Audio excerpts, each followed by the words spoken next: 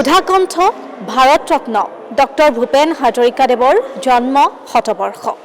জন্ম শতবাৰ্ষিকী উপলক্ষে ৰাজ্যৰ বিভিন্ন প্ৰান্তত, দেশৰ বিভিন্ন প্ৰান্তত সাংস্কৃতিক অনুষ্ঠান, গীত, কথা, কবিতাৰে ভূপেন হাজৰিকাদেৱক সকলোৱে স্মৰণ কৰিছে। আজি আমি আপোনালোকক এক বিশেষ অনুষ্ঠানলৈ লৈ যাম। শ্ৰীমন্ত শংকৰদেৱ কলাক্ষেত্ৰ সমাজৰ সহযোগত আকাশবাণী গুৱাহাটী কেন্দ্ৰৰ সংগীতানুষ্ঠান লুইতৰ পৰা মিছিছিপিলৈ। এই অনুষ্ঠানত বিশ্ববৰেণ্য শিল্পীগৰাকীক স্মৰণ কৰা হ'ব, গীতৰ জৰিয়তে শ্ৰদ্ধাঞ্জলি জ্ঞাপন কৰা হ'ব। আহক আমি অনুষ্ঠানৰ মাজলৈ আগবাঢ়ো।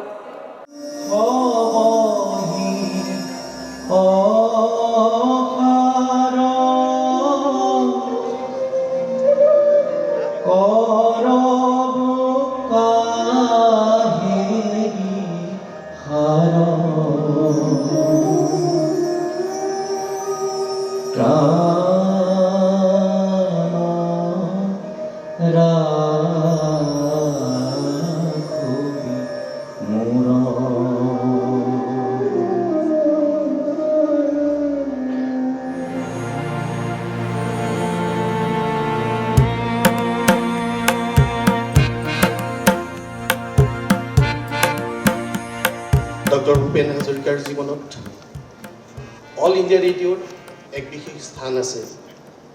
বিশেষকৈ অল ইণ্ডিয়া ৰেডিঅ' গুৱাহাটীৰ সৈতে তেখেতৰ গভীৰ সম্পৰ্ক আছিল। আকাশবাণীৰ জৰিয়তে তেওঁৰ গীত লাখ লাখ শ্ৰোতাৰ ওচৰলৈ বিয়পি গৈছিল আৰু তেওঁৰ গীতসমূহ ঘৰে ঘৰে জনপ্ৰিয় হৈ উঠিছিল। আকাশবাণীয়ে তেওঁৰ শিল্পী জীৱনৰ এক গুৰুত্বপূৰ্ণ মঞ্চ প্ৰদান কৰিছিল আৰু ভূপেন দাই নিজৰ সংগীতৰ জৰিয়তে এই মঞ্চকো সমৃদ্ধ কৰিছিল। তেওঁৰ সংগীতত অসমৰ মাটি, ব্ৰহ্মপুত্ৰৰ বিশালতা, সাধাৰণ মানুহৰ জীৱন আৰু আশা আকাংক্ষা সকলোবোৰ স্পষ্টকৈ প্ৰতিফলিত হয়। তেওঁৰ সংগীতৰ জৰিয়তে তেওঁ অসমৰ সাংস্কৃতিক বিশ্ব দৰবাৰলৈ লৈ গৈছিল অসমৰ সংস্কৃতি। ডক্টৰ ভূপেন হাজৰিকাৰ সংগীত আৰু চিন্তাধাৰা আজিও আমাৰ বাবে এক অনুপ্ৰেৰণা। তেওঁৰ আদৰ্শ আমাৰ সমাজক অধিক মানৱীয় কৰি তোলাৰ, অধিক সহৰ্ধৰ মৰ্মী কৰি তোলাৰ পথ দেখুৱায়। এই জন্ম শতবৰ্ষৰ এই পবিত্ৰ উপলক্ষত আমি আকাশবাণী গুৱাহাটীয়ে তেওঁৰ স্মৃতিত গভীৰ শ্ৰদ্ধাঞ্জলি জ্ঞাপন কৰিছোঁ আৰু তেওঁৰ মানৱতাৰ বাৰ্তা আগলৈ বহন কৰি নিয়াৰ সংকল্প কৰিছোঁ। আৰ্থিক সূত্ৰধৰদেৱ প্ৰবাল কুমাৰ শৰ্মা আৰু ভাস্কৰজ্যোতি দেৱক অনুৰোধ জনাইছোঁ তেখেতসকলক একোখনিকৈ ফুলাম গামোচা আৰু একোটিকৈ স্মাৰক আগবঢ়াবলৈ।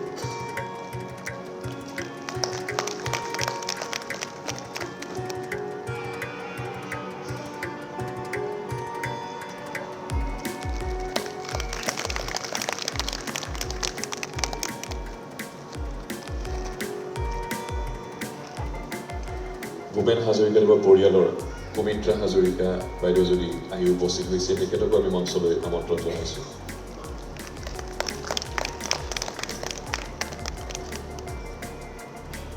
মঞ্জুলা হাজৰিকা বাইদেউ, ভূপেন হাজৰিকা সাংস্কৃতিক ন্যাসৰ সচিব।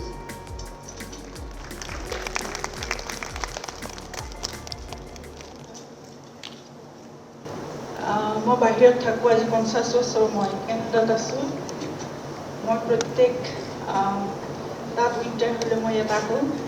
মই ভাবিছোঁ মোৰে ভাগ্য আজি ভূপেন দাৰ এই জন্ম শতবাৰ্ষিকী আহিবলৈ পায় আৰু আপোনালোকো আহিছে।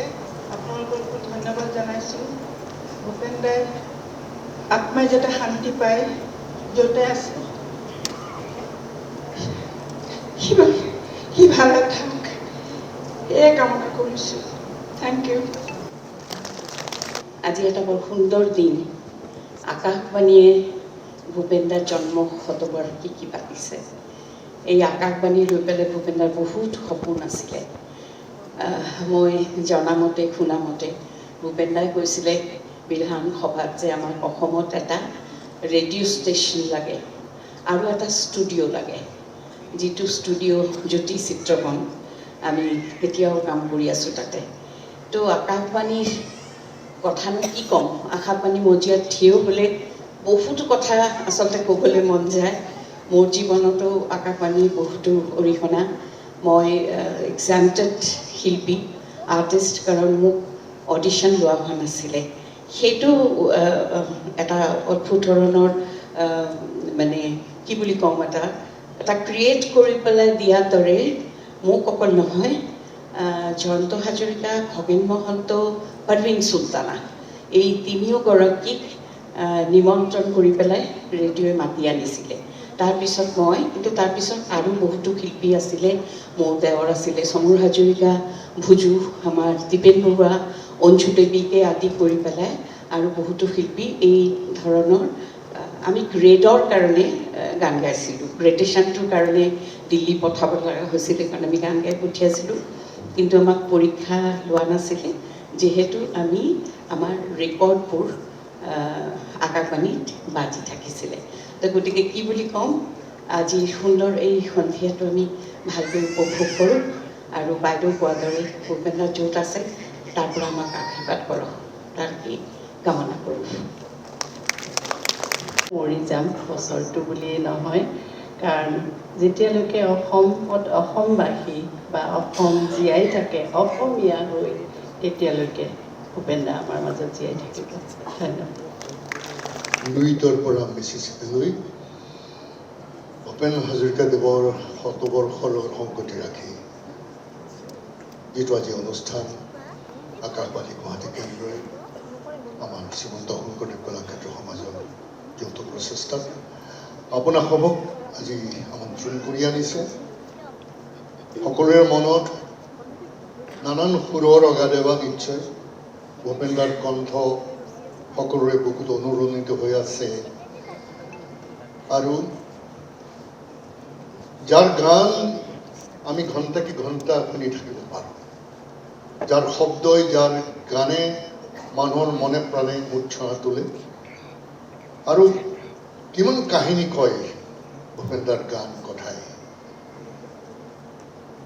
চাওঁতে চাওঁতে আকাশবাণী গুৱাহাটী কেন্দ্ৰৰ লগত আমাৰ প্ৰায় 50 বছৰ সম্পৰ্কই ইতিমধ্যে বাদ বুলিছে। গতিকে আকাশবাণী গুৱাহাটী কেন্দ্ৰক মই সততে কওঁ যে যিকোনো অনুষ্ঠানেই নাথাকক মোৰ দৈনন্দিন সূচীত যেতিয়া আকাশবাণী গুৱাহাটী কেন্দ্ৰই কিবা অনুষ্ঠানলৈ আমন্ত্ৰণ কৰে বা নাটকৰ বাবে মাতে, তেতিয়া অন্য অনুষ্ঠান একাষৰীয়া কৰি থৈ আকাশবাণী গুৱাহাটীক প্ৰথম সুবিধাটো লওঁ আকাশবাণী গুৱাহাটী কেন্দ্ৰত। আৰু এতিয়াও পুৱাই ৰেডিঅ'টো খুলি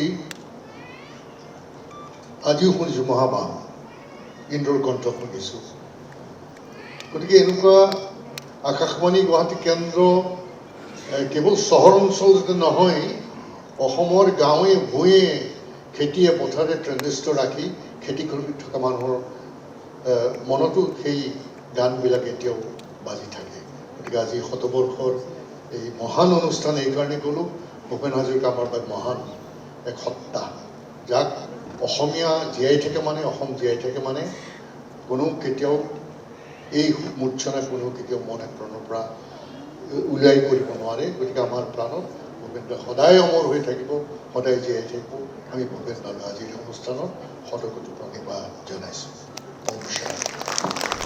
ডক্টৰ ভূপেন হাজৰিকা অসম তথা ভাৰতৰ সংগীত, চিনেমা আৰু সাহিত্যৰ ক্ষেত্ৰত কেনে এক বিশাল অৱদান, তাক নতুনকৈ কোৱাৰ কোনো প্ৰয়োজন নিশ্চয় নাই। এইগৰাকী বৰেণ্য অসমীয়াক দেশে ভাৰত ৰত্ন বুলি অভিহিত কৰিছে। কায়িকভাৱে নাথাকিলেও শিল্পীগৰাকীয়ে আমাক এই গৌৰৱেৰে গৌৰৱশালী কৰিছে। এইগৰাকী মনীষীৰ জন্ম শতবাৰ্ষিকী উপলক্ষে আকাশবাণী গুৱাহাটী কেন্দ্ৰই ইতিমধ্যে ভালেমান অনুষ্ঠান প্ৰচাৰ কৰিছে। বিশেষভাৱে প্ৰচাৰ কৰা হৈছে আমাৰ প্ৰাণৰ ভূপেন হাজৰিকা শীৰ্ষক এটি অনুষ্ঠান, আৰু সুধাকণ্ঠৰ গীত আৰু অগ্নিযুগৰ গান নামেৰে দুটি গীতৰ অনুষ্ঠানেই গোটেই বছৰজুৰি প্ৰচাৰ কৰি থকা হৈছে। তেখেতৰ গীত, সাক্ষাৎকাৰ, কথিকা আৰু শিল্পীগৰাকী তেখেতৰ কৰ্মৰাজিক লৈ বিভিন্ন আলোচনা আদি আমাৰ অভিলেখাগাৰত সংৰক্ষিত হৈ আছে। তেখেতক তেখেতৰ গীতেৰে শ্ৰদ্ধা জনাবলৈ আজি আমি এই প্ৰেক্ষাগৃহত আয়োজন কৰিছোঁ লুইতৰ পৰা মিচিচিপিলৈ অনুষ্ঠানটি। যোৱা ৭৮টা বছৰে আপোনালোকৰ পৰা যিদৰে সহযোগ পাইছোঁ সেইদৰে আহি থকা দিনবোৰ আমি হাতে হাত ধৰি কাম কৰি যাম বুলি আশা কৰিছোঁ। আজিৰ এই অনুষ্ঠানটো আপোনালোকে উপভোগ কৰক আৰু আমাক আশীৰ্বাদ কৰিব যাতে আমি ভৱিষ্যতলৈ এনেধৰণৰ অনুষ্ঠান পৰিৱেশন কৰিব পাৰোঁ। ধন্যবাদ।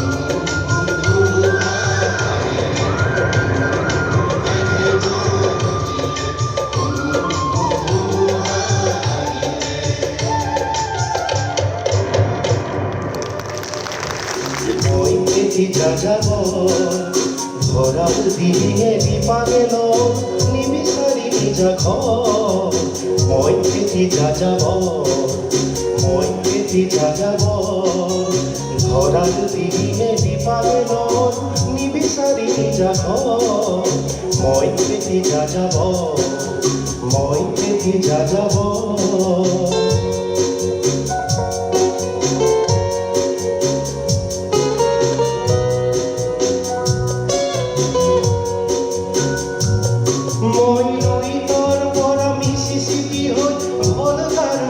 চালো অটোৱাৰ পৰা অষ্ট্ৰিয়া হৈ পেৰিছ খাবতি গলো মই তিৰুৰাৰ পৰা পুৰণি ৰহত চিকাগোলে কঠিয়ালো ৰাৰিবৰ শ্ৰী কুচুমে মিনাৰত শুনা পালো মানুহৰ সমাধিত গৈ গলকিৰ কথা কলো বাৰে বাৰে দেখো বাটৰ মানুহ আপোন হৈছে বৰ মই যাযাব মই যাযাব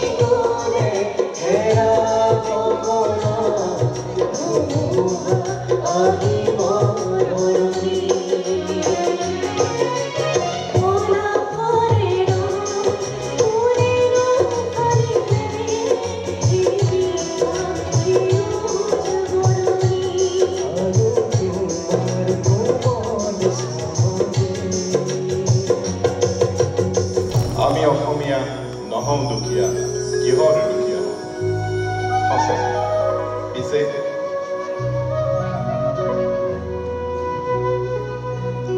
আমি অসমীয়া নহওঁ দুখীয়া বুলি সান্তনা লভিলে নহ'ব আজিৰ অসমীয়াই নিজক নিচিনিলে অসম ৰক্ষাকৰে যাব অসমীয়া নহওঁ বুলি সান্তনা লভিলে নহ'ব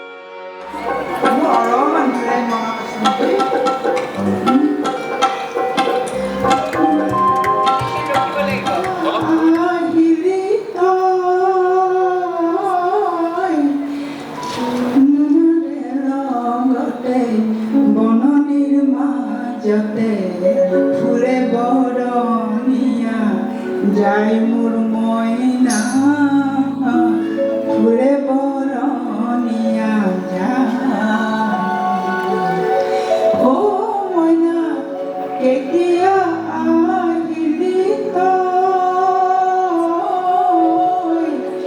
অহাৰে লগতে বননিৰ মাজতে ফুৰে বৰণীয়া যাই মোৰ মইনা ফুৰে বৰণীয়া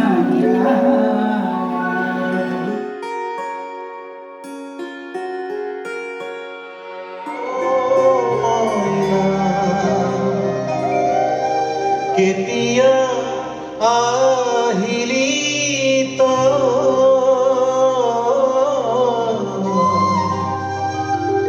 কেতিয়া আহিলি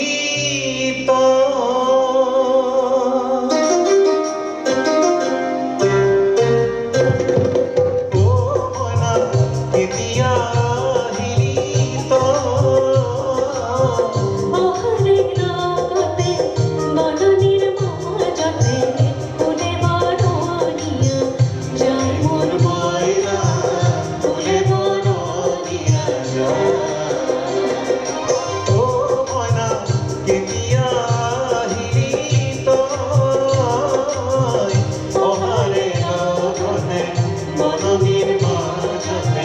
ফুলে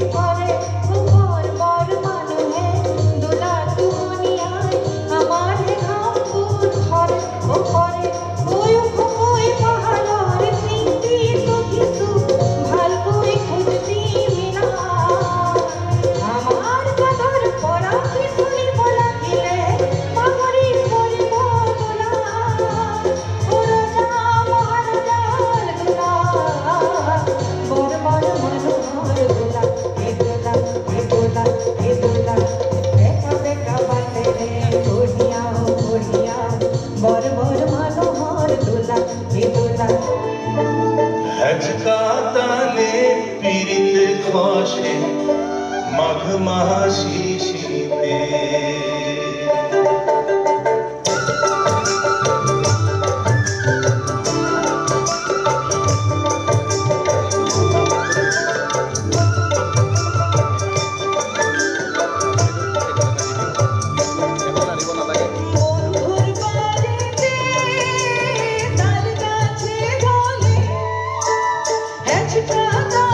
পিরিত খসে মাঘ মাসি শীতে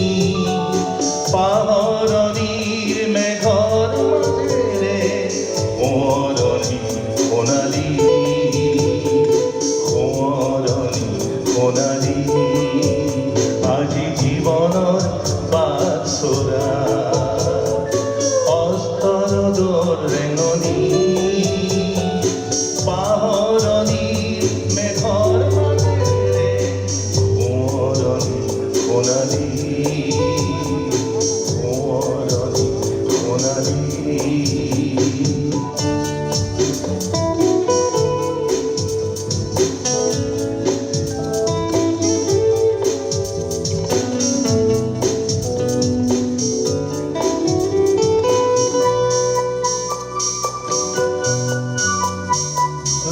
জলমল দিনৰে শেষত সকালে পাতত বহিবই ৰোদ জলমল দিনৰে শেষত সকালে পাতত বহিবই জীৱনৰ এই যাত্ৰা পথত জীৱনৰ বেলা আহিব জীৱনৰ এই যাত্ৰা পথত জিৰণিৰ বেলা আহিবই এই দুনিয়াত নাজানো ব্যতিক্ৰম হয় কি আজি জীৱনৰ বাটচৰা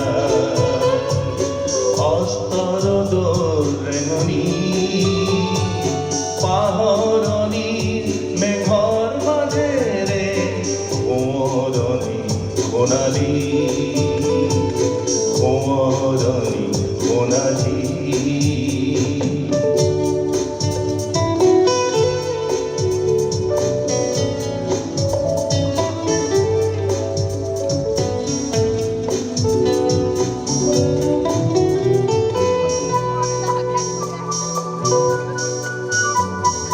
খোৱাৰ হিচাপ কৰি কিবা লাভ দিব নোৱাৰিলো যদিহে খোৱাৰ হিচাপ কৰি কিবা লাভ দিব নোৱাৰিলো যদিহে যিবা দিলো তাক দিলো নিশ্চয় বহুদাৰ মনেৰে যিবা দিলো তাক দিলো নিশ্চয় বহুদাৰ মনেৰে সময়লে থলো বিচাৰৰ ভাৰ জানি আজি জীৱনৰ বাটচৰা অস্তৰ ৰেঙনি পাহৰণিৰ মেঘৰ মাজেৰে কোঁৱৰণি সোণালী কোঁৱৰণি সোণালী কোঁৱৰণি সোণালী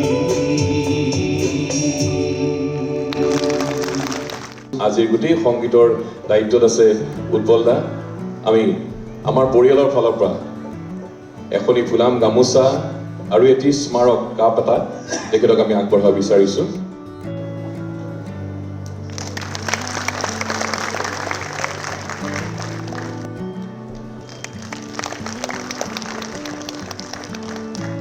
এজাউৰি হাত চাপৰি তেখেতসকলে আকাশবাণী যিখিনি সময় দিলে এতিয়া বিপুল বৰুৱা দাদা আছে তেখেতৰ পাছত উৎপল দাই দায়িত্ব লৈ আছিল এতিয়া উৎপল দাও অৱসৰ গ্ৰহণ কৰিব 31 তাৰিখে চন্দ্ৰিমা বাইদেউ তাৰপিছত আকৌ সংগীত শাখাৰ দায়িত্ব ল'ব ভাস্কৰ জ্যোতি গগৈ আকৌ আপোনালোকে ঠিক একেদৰেই তেখেতকো সহযোগ কৰিব বুলি আমি আশা কৰিছোঁ আমি কৃতজ্ঞ আপোনাৰ ওচৰত উৎপল দা আৰু চন্দ্ৰিমা বাইদেউ যদিও এই মুহূৰ্তত নাই কিন্তু তেখেতক আমি কৃতজ্ঞতা জনাইছোঁ অন্তৰৰ পৰা